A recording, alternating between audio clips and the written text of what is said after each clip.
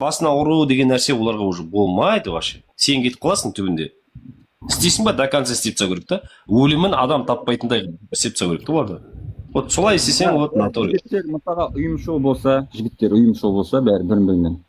Сені соттайтын болса, басқасы келеді деп вообще көтін айып, натуре басын кесіп, бір жерге апарып көміп тастайды, таба алмайтын жерге. Вот сондай ол. Істесең вот болады сондай. Сонда олар көттерін қысақтың. Тек көтіңді қыс дейсің ғой. Заявление жазба, заявление жазасың ба, сол басын кетеді. Солай тышып жүреді, тышып там. Тыштырып қою керек қой, тыштырып көтін қыстырып там. Олар мұндай айта алмайды.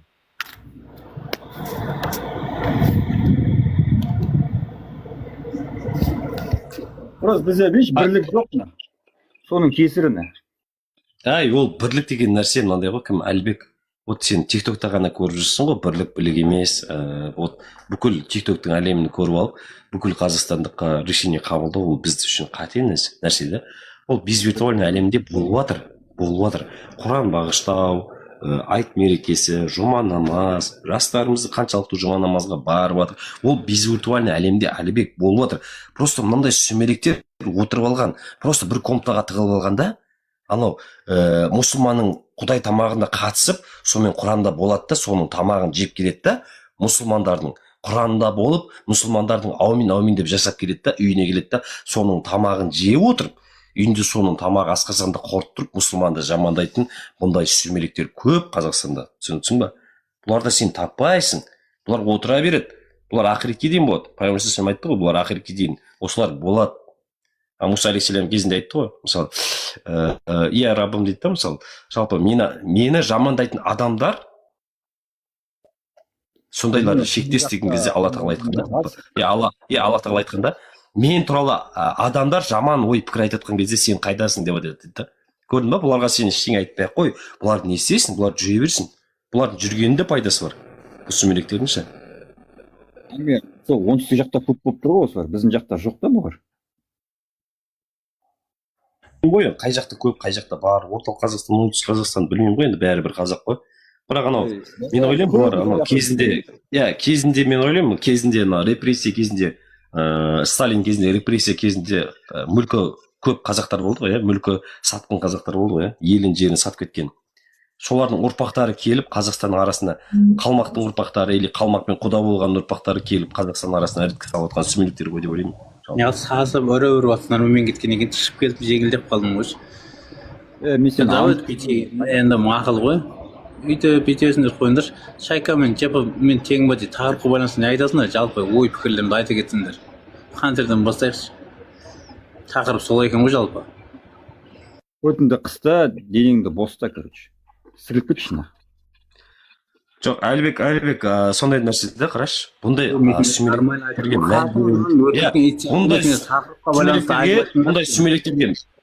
сүмелектерге мән берсең, демек сен осындай тақырыптасың деп айтады. Көттерін шулап отыр, еркексіңдер ғой, тақырыпқа байланысты әңгіме қантыр. Короче, ана пидораздарды бар ғой, көттерін айырса, баласының эфирін қызы сыйлап отқан жоқсың, ауыздарын боғауыз айтып отсыңдар ғой. Неғып сасып отсыңдар? Пидораздар қол жүріп намазын сен бұның дінін сыйлап отқан жоқсыңдар ғой, бәлден бе? Әлібек керек емес. Әлібек. Фатима беруші. Бұл малмен сөйлеспей ақ қойшы, бұл. Жоқ, мен сендер нақты айтып, не айтып отсыңдар қазір? Ответ берме, бұл. Сен оны бар деп ойлама. Бұл алаяқ сүмелекті бар деп ойлама. Қазақ қыздың эфирінде қалай сөйлеп отсыңдар, боғауыз айтып, қандай еркексіңдер, ар намыс жоқ. Ген нахуй, кетші де бұл. Жоқ, шынымен не айтып отсыңдар?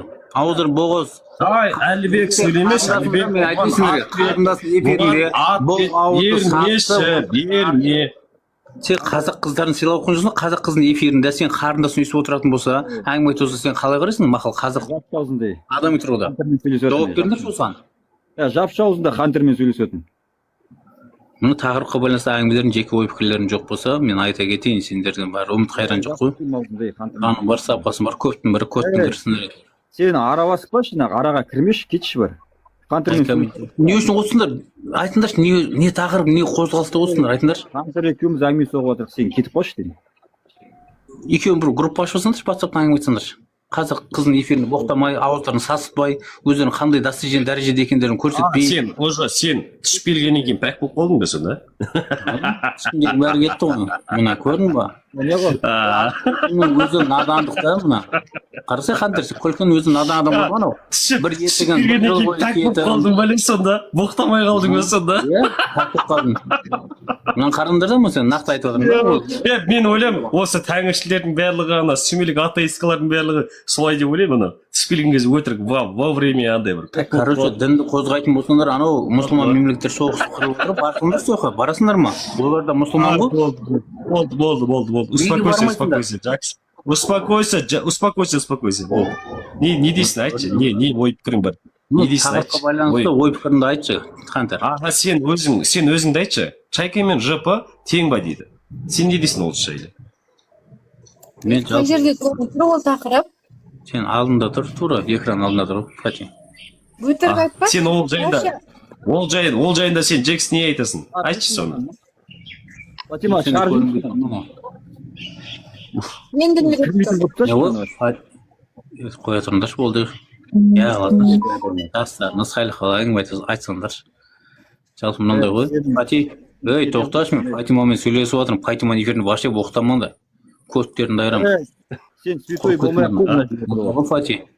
Ей, қой деймін. Сен мақсат боқтадым я сен, ей, малый. Отырып дарылдай бермесіңдерші болды. Не қыласыңдар?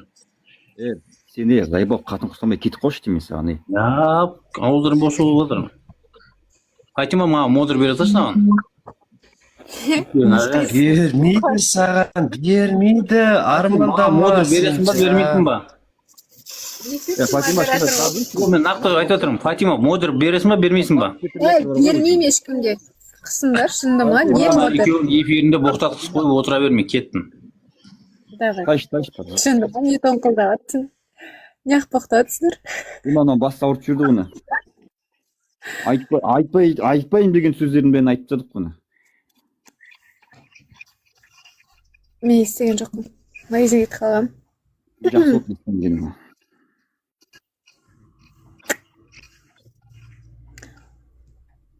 Құлақтың ұшталды ғой. Құлақ па? Батыста тұрады екенсіз ғой, иә? Жынды болып кетеді екенсің де, ортаға бір жынды түссе ема.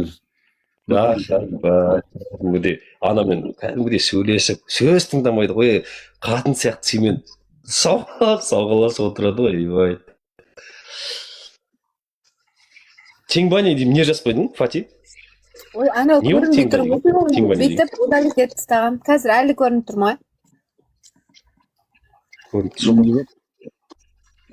Мен өйтіп бағанағы Мен тақырыпты алып тақырып тастасайшы, бір талқылайтын бір зат айтсайшы мына жерде.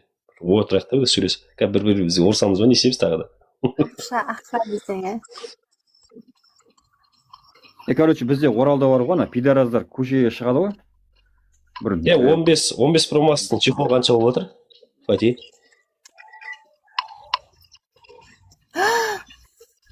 Ой, қазір 15 Pro Max-тың 1000-нан басталады ғой. Мынауың дұрыс емес, сен ақшасы жоқтар өлсін деген. Ақша жоқтар бала тумасын деп жазайын дегем қазір. Анда апелляция шығып қалды. Оның да дұрыс емес. Ақшасы жоқтар бала тумасын. Ол көрдің ба, апелляция саған запрещение. Оған деген жоқ, ана бұғауызға келді. Ол шықпай тұрып келді ғой, жазбай тұрып. Не ғой? Мен жаңа айтайын деп жатқаным ана пидораздар жайында. Бізде Оралда, короче, пидораздар бір жиналғанда Астана деген бір не бар, торговый центр. Торговый дом. Жігіттер алады да быштарын шығарып береді. Мен өзім болған жоқпын ішінде. Содан бері пидораздар деген көшеде жүрмейді біздің жақта. Жиналмайды. Сонда бұрын соңды араласқансыз ғой олармен, Ау? Жоқ, бірінші Бұрын соңды араласқан жоқпыз. Бар деп естіп аттық, осындай пайда болып жатыр деген сияқтын естіп аттық. Сосын бір күні, короче, екі жаңағы голубой, жаңағы торговый домның алдына барып отырады ғой. Сол кезде жігіттер көріп қояды да бычтарын шығарады. Просто көшеде өтіп жатқан балалар ғой. Голубой елекендерін танып қояды да бычтарын шығарып кетті. И әрбір жерде олай солай сындырып дейді бізді. Олар, короче, біздерде дача бар да, сондай жерлерде тығылып жүреді дейді. Короче, мен оларды көріп жүрген жоқпын. Ну, короче, андай жүрмейді. Потому что көрсе сабайды біздер.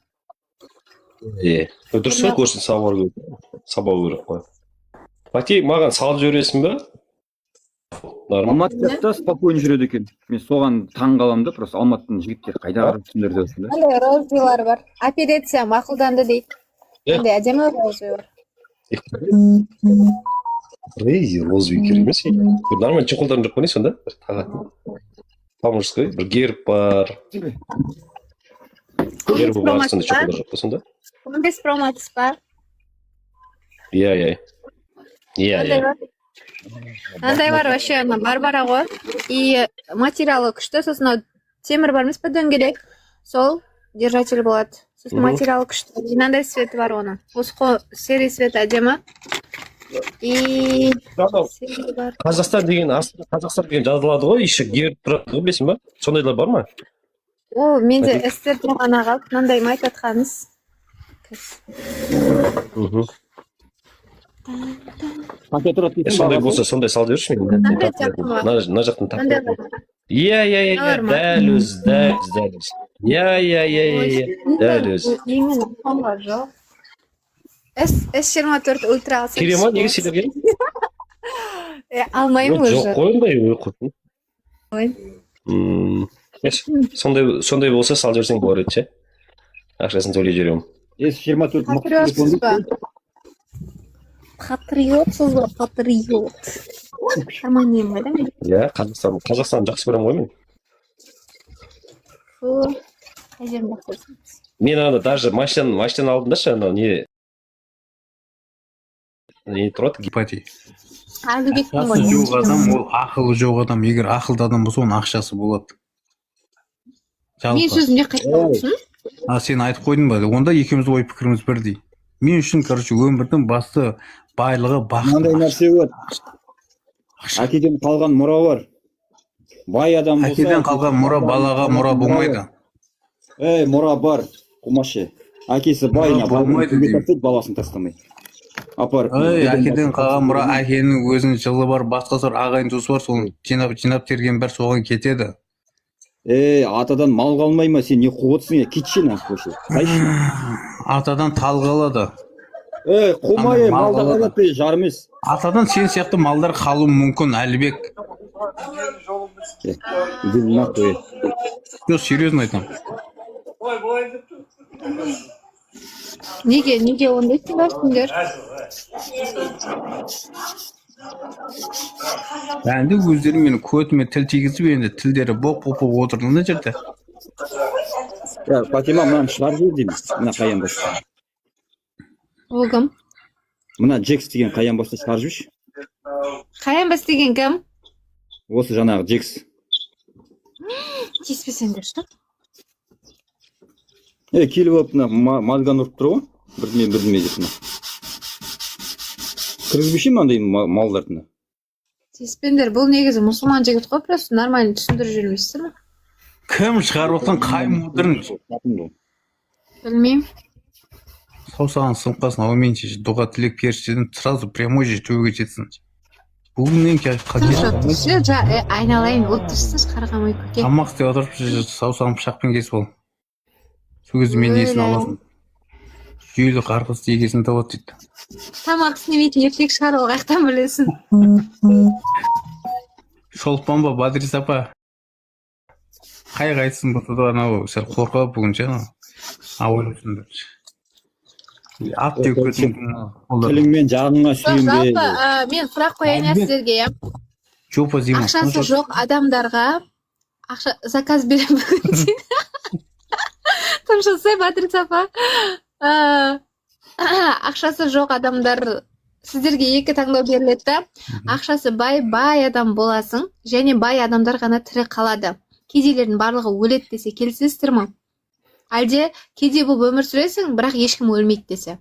Қайсысын қабыл етесің? Адам мынандай нәрсені изучать еткен Фатима. Мысалы, ол былай эксперимент жасаған. Анау бай дүниесі байлық адамның дүниесін алып қояды. А кедей адамға дүние береді да. Кедей 10 жылда қайтан сол кедей кейпіне түседі. Анау кедей болған бай қайтан бай бастайды. Ол айтты ғой, ақылды адам ол бай дейді. Енді айттым ғой, сен кедей боласың және ешқандай адамды өлтірмейміз дейді да. И соны таңдайсың ба, әлде сен байлардың қатарына кіріп бай боласың және кедейлердің барлығына өлім болады. Жыл сайын кедейленіп қалған адамдарды өлтіріп отырамыз десе, қайсысын қабыл Мен етесің? бай болуды қолдаймын. Өйткені ол кедейлердің уже пайдасы жоқ қой, не қылады ол? Кедейлердің пайдасы жоқ, иә? Пайдасы жоқ. Сонда қара, байлар ғана өмірде қалады да. Басқалар да жауап берсін, иә? Жауап беріп алыңдаршы, сосын айтамын. Сендер Бұл екеуі сұрап отқан сен ақымақ, бұлар ой пікір айта алмайды қазір, қарады. Айтады, тыныш отыршы өзің. Сөйлеген келіп тұрған жоқ, сука. Сігілші нахуй вообще. Баласы отырып, боқтама дедім, Әлібек. Пошел нахуй. Боқтама деймін, әлде де айтамын. Бар шешеңді боқтана, қарындасыңды боқта. Тем более, поэтому батса эфирге барып боқта, ана аузына бұлақты нәрсені ше. Өзіңді сыйламасаң да жұрт сыйласа, бірақ өзіңді сыйламаған адам жұрт қаяқтан сыйлайды бұл. Отақпас сен сияқты адам сыйламаймын мен, қатын сияқты. Мен басым қоты қақсаса, көтіне тық қоймен басымды.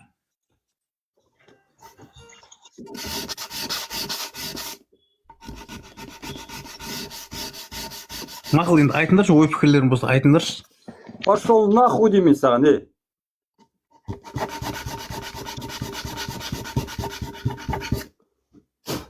Боқтамай сөйлеңдер. Ақылсыздыққа бой алдырмаңдар, ашуға, агрессияға.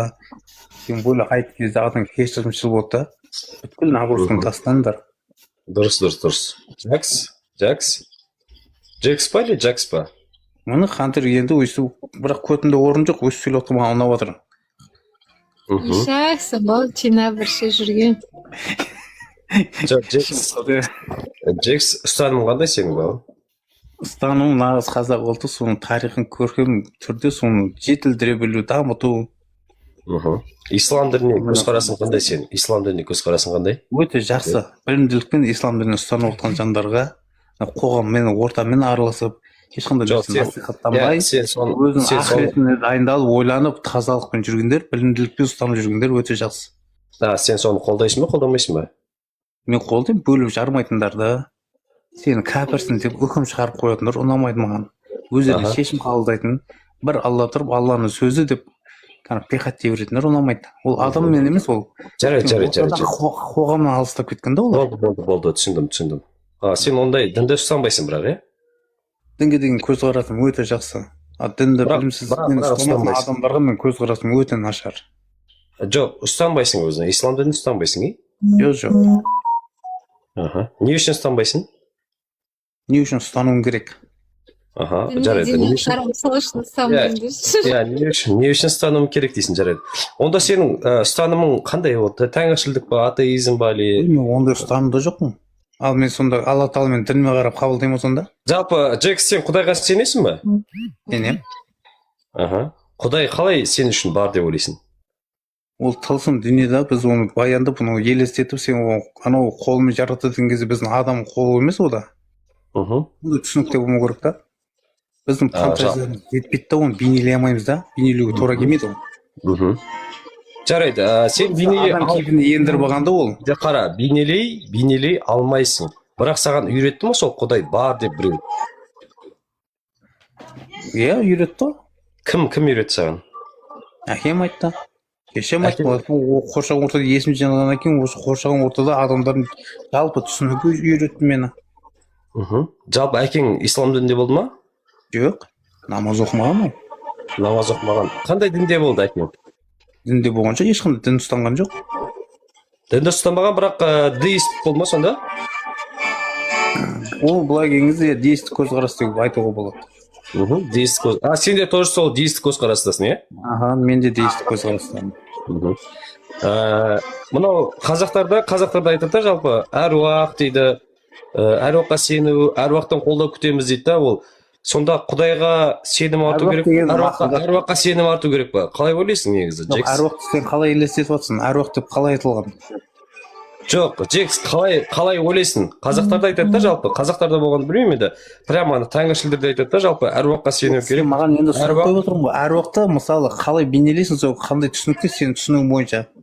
Әруақтар айтады, жалпы тәңіршілдер айтады, біздің ата бабамыздың әруағы бізді қолдайды деп айтады. Олардың түсінігінде, пониманиясында түсінігі сондай. Олар сенеді, то, что вот атасының, әкесінің әруағы ол құдай или болмаса әруақ деп сенеді. Сен соған сенесің ба, Джекс?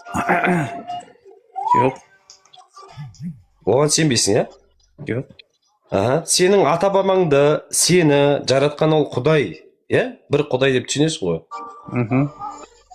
Оған сенесің ғой, иә? Оған сенемін. Иә, құдай сені жаратты, сенің әкеңді де жаратты, демек. Бүткіл мынау адам қаласында емес, мынау жер әлем, тау мен тас, тыныс тіршілік барлығын бір жаратушы бар ғой. Құдай сені жаратса, Құдай сенен ертең спрос алатынына сенесің ба? Жоқ. Неге? Сенбеймін, жұмақ тозаққа сенбеймін. Жоқ, мен жұмақ тозақ деп айтқан жоқпын. Сені жаратқан Құдай, сен сенесің ғой, Құдайға сенесің ғой, дұрыс па? Сені жаратты.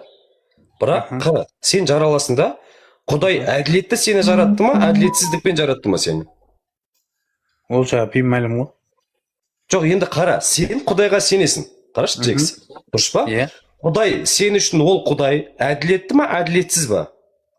Мен ол жағы беймәлім деймін. Жоқ, сен просто да Құдайды танисың болды ма сонда? Ол әділет демексің бар. Бірақ жаратушы келіп сен үйтпейді, сен осындай деген нәрсе оғым жоқ менде. Бір Дұрыс жаратушы. қой, Джекс, қарашы, сені Құдай жаратты. Сенімен айналыспайды ғой. Дұрыс қой, сенімен айналыспайды, бірақ сені жаратқан Құдай әділетті деп ойлайсың ба, әділетсіз деп ойлайсың ба? Ол жағы беймәлім деп жауап бердім ғой. Қалай беймәлім? Ол беймәлім ол былай айтқанда. Онда сенің Құдайың әділетсіз. Сұрақтарында мынандай да. Жоқ, Джекс, сенің Құдайың онда әділетсіз. Қалай ондай шешім қабылдайсың әділетсіз деген? Неге онда нәресте 6 жасар бала нәресте өз алдына қайтыс болып кетіп отыр? Неге өз алдына өліп кетіп отыр олар? Неге ол сенің Құдайың? Демек, онда әділетсіз сенің Құдайың. Неге оның өмір сүруіне, әрі қарай өмір сүруіне, оның әрі қарай өміріне не бермеді? Ол баланы өлтіріп жатқан сонда менің Құдайым ба? Енді кім енді сенің Құдайың деп отырсың ғой енді? Өзің Құдайым, мені Құдай жаратты деп отырсың. Сендердің Құдайларың қандай сонда? Сендердің Құдайларында 6 жасар бала өліп қалып жатқан жоқ па сонда қалай? Жоқ, менің Құдай емес, бірінші сенің Құдайыңнан шығып алайықшы, сен білмей жатырмын деп отырсың. Сұрағымды сен дұрыстап айтсың, не айтып отырсың қазір жалпы? Жоқ, Джекс, қарашы, сен айтып отырсың да, мен саған айтып отырмын, былай деп айтып отырмын. Сенің Құдайың әділетті ма, әділетсіз ба деген кезде мен ол жағын білмеймін. Беймәлім дедім ғой. Иә, беймәлім деп айтып отырсың. Демек, мен надан сенің Құдайың жайлы мен қайтыс болғанда жаратушының не қатысы бар бұғанша? Жаратушының не қатысы бар? Дұрыс қой енді. Менің, қара, сен айтып отырсың ғой, менің Құдайым жаратушы Құдайым деп отырсың. Яғни сені жаратты ол Құдай. Бірақ әділетті, әділетсіз екенін жайында сен нақты пікір айта алмайсың. Бірақ сенің Құдайың жайында мен нақты пікір айта аламын. Неге? Өйткені сенің Құдайың әділетсіз. Өйткені неге 6 жасар бала, 6 жасар бала, 7 жасар бала ол өзімен өзі өліп қалады. Неге? Оған Құдайдың не қатысы бар 6 жасар, 7 жасар бала өліп қалғанына? Неге онда әділетті болса, неге ол өлу керек? Неге сен ол ары қарай өмір сүрмеу керек? Ол неге ол? Маған неге қойып отырсың сұрақты? Енді сенің Құдайыңа жауап бере аласың, бере алмайсың ба деп сұрақ қойып отырмын саған. Жоқ, сенің Құдайымен мен Құдайым былай айтқанда теңеспей ме сонда бір жаратушыға теңеспейді ғой, сендер. Жоқ, сенің жоқ былай деп айтып отырсың ғой, Джекс, қара, сен менің Құдайым бар деп отырсың. Солай ма? Иә. Мен Құдайым жүрегімде ғой, сен бірінші сұрамайсың Құдайым. Жүрегіңде болса сен Құдайдан келдің ба? Дұрыс па? Бір жаратушы бар, мысалы жер әлем тынысы адамгершіліктің бәрін жаратты. Иә, сен жоқ, қарашы, дүниеге мысалы да келіп нәресте болу, мен әке шешем геннің арқасында келіп отырмын да, менше. Дұрыс қой, енді сені Құдай жаратты ма, әке шешең жаратты ма?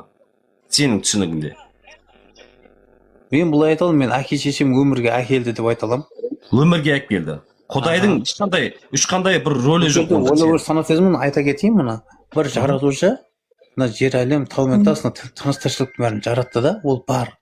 Бірақ сенің айтып отқан нәрсең құлаққа сыйымсыз, 6 жасар бала неге өледі деген. Оған Құдайдың не қатысы бар деп тұрмын саған. Жоқ, дұрыс қой, енді сен Құдайды қарашы, сен просто мынандай нәрсені айтып отырсың да, Джекс, қара. Құдай өзі бір синоним сөзде да, мысалы жаратушы, Құдай, жаратушы деген түсінікпен қалыптасады да. Енді қара, сен айта алмайсың, әкемнің, анамның арқасында мен жаралдым деп айта алмайсың. Өйткені сенде бір түсінік бар. Жаратушы деген затты сен алып алдың. Менде бір Құдай бар деген түсінікті. Демек, Құдай деген ол жаратушы. Ол Құдай сенің әке шешеңді жаратты, и сені де жаратты. Дұрыс па? Дұрыс қой, иә? Иә, адамзаттың бәріне солай түсінік қалыптасады. Логичный. иә логичный солай қалыптасады. Сен ойлайтын құдай, сен қалыптасады, сенің мышлениеңде қалыптасқан құдай. Енді алты жасар енді түсінікті нәрсе ғой, енді 6 жасар бала не қатысы бар? Енді сол әділетті ме, әділетсіз ба енді? 6 жасар баланы алып Соның бәрін мысалы сендерде мынандай түсінік болуы мүмкін да. Анау Алла тағаланың назарынсыз бір жапырақ тал жерге түспейді деген нәрсені ұстанып аласыңдар да. Ал сонда соның бәрі өліп жатқан, ана жан жақты соғысып жатқан, бірін-бірін зорлап мына түрмеде отқан бәрі Алланың қалауымен болып отыр ма? жоқ, ол тақырыпқа кейін көшеміз қазір. Сен бірінші өзің сұрағыңа жауап берсейші. Нақты жауап берсе, соны Алланың қалауымен болып отыр ма бәрі? Сен жоқ, қарашы, Джекс, сен өзің сұрағыңа әлі жауап берген жоқсың, менің сұрағыма. Мен өз сұрағыма жауап бердім. Сен оны түсінбей жоқ, сен мына тақырыппен келсең, жоқ, мына тақырыппен келсең, сатыға шығайық деп тұрмын мен. жоқ, Джекс, қарашы, мына тақырыппен келсең, вот екеумізде екінші тақырып менің құдайыма өтеміз. Мен саған сол кезде жауап беремін. Сен маған құдайың әділетсіз ғой, демек сені жаратқан құдайың сен білетін құдай. Оның қатысы жоқ. Қалай қатысы жоқ? Онда әділетті болса неге ол 6 жасар баланы ол өлтірді сенің құдайың? Қалай өлтірді, оның не қатысы бар? Сен неге айтып Енді отырсың? ол жаратушы ғой енді ол. Жаратушы ғой енді ол. Ол не үшін өлтірді? Мен қайдан білейін сенің құдайың өлтірді? Сен онда сені ойлау өрісінде онда ол әділетсіз.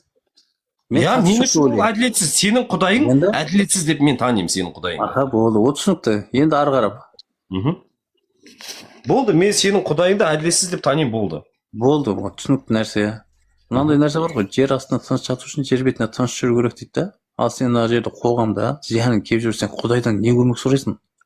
Сен барған кезде құдайың сен әділеттікпен адамдарға зиян тиіп, мынандай бар ғой, сен бүткіл Алла тағала бар да, бүткіл күнәңді кешірем дейді. Мысалда, Құран жазылған мысалда, кешіреді ол. Бүйтіп қарап тұрсаң, осознанно логично жоқ. Құраннан демей-ақ, адамның хақысына кірме дейді да. Адам көңіліне кіруге болмайды даже. Ол гуманизмде ой сана болып саналады. Ал егер сен гуманизмде ой санамен өмір сүретін болсаң, сен қоғамның мысалы жалған екен, өлетін екен білетін болсаң, мына өтірік сөйлемейсің.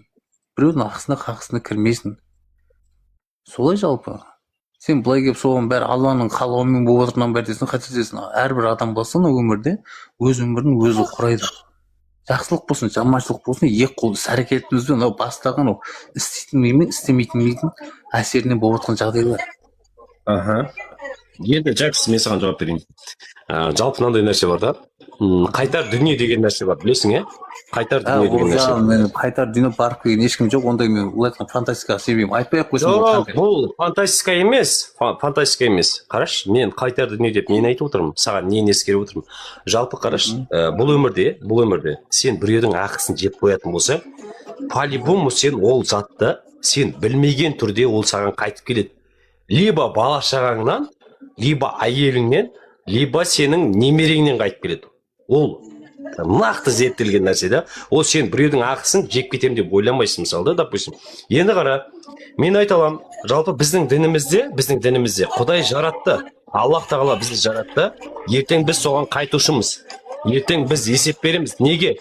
Біз істеген істеріміз үшін мына жерде біреудің ақысын бекерден бекер жеп қоятын болсақ, ол біз үшін дұрыс емес. Неге? Ол адами көзқараспен қарайтын болсаң да ол дұрыс емес. Біреудің ақысын жей алмайсың сен.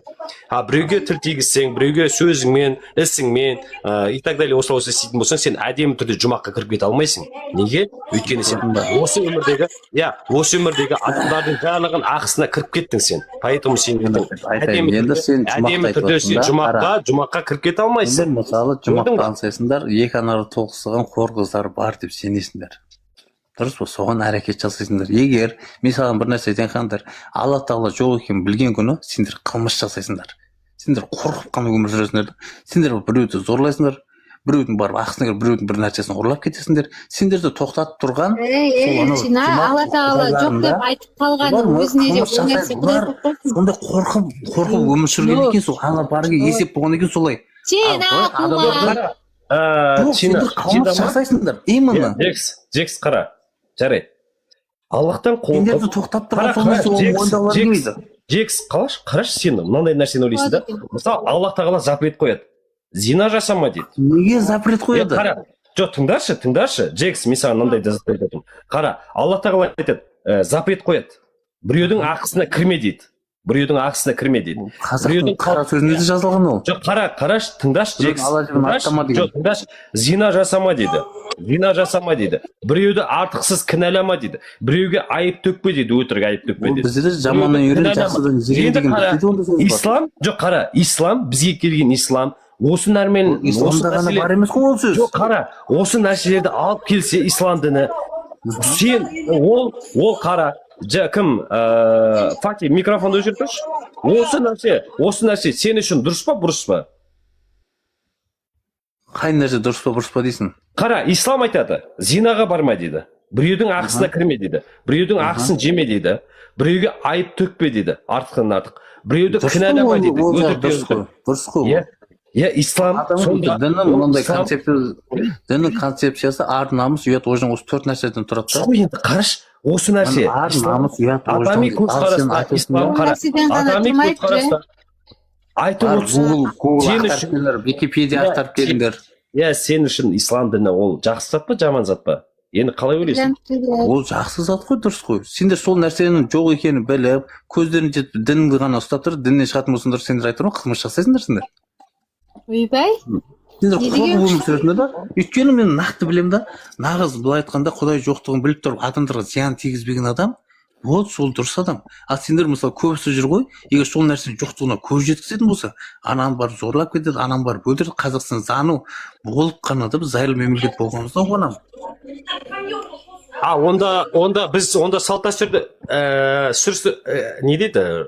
Ары қарай сүртір тастаймыз да, даже бізге керек емес салт дәстүр. Жоқ, қазақтың салт дәстүрі, менталитеті, ырым жоралғысы ол бізге керек, біздің ол нақты ұстанымыз сол. Бірақ қаяқтан алдық бұл нәрсені? Құрбаны. Мен саған бір айтайын, қазақта ырым жоралғы бар да. Мен саған бір сұрақ қойыншы, неге спорттың тұрғызып қойған болмайды? Үйде тырнақ алуға неге болмайды? Неге жүруге болмайды? Бәрі логично сұрақ. Джекс, қарашы, сенің балаң бар ма? Балаң бар ма? Жоқ, мен балам жоқ. Сен үйленесің ғой, келешегінде? Жоқ, мен жекемен өтпей қойық, жалпы айта бер. Сен ұрпақ сүйгің келеді ғой, допустим. Жекең өткен емес. Ұрпақ сүйгің келеді ғой. Ну, не знаю. Жоқ, ұрпақ сүйгің келеді. Жоқ, не знаю деп тұрмын ғой, мен білмеймін. Как-то, ну, неинтересно. Иә, қара, сен бір әйелге үйлену үшін, сен қазақтың салт дәстүрімен неке қидырасың ба, қидырмайсың ба? Некем қидырам. Не үшін қидырасың? Сен ислам дініне сенбейсің ғой. Енді солай ұстанымды солай келді ғой, білімсіздікпен. Ал ол да уақыт өте келе ол тоқтайды ол. Жоқ, сен неге қидырасың? Сен дінге сенбейсің ғой. Айтайықшы, сол кезде некеге барып, мешітке барып, ант су ішесің ғой мысалы, иә? Мен осыны ащысымен тұщысына көнемін деп та, ант су іші келіп, оны орындамай неге ажырасу көп?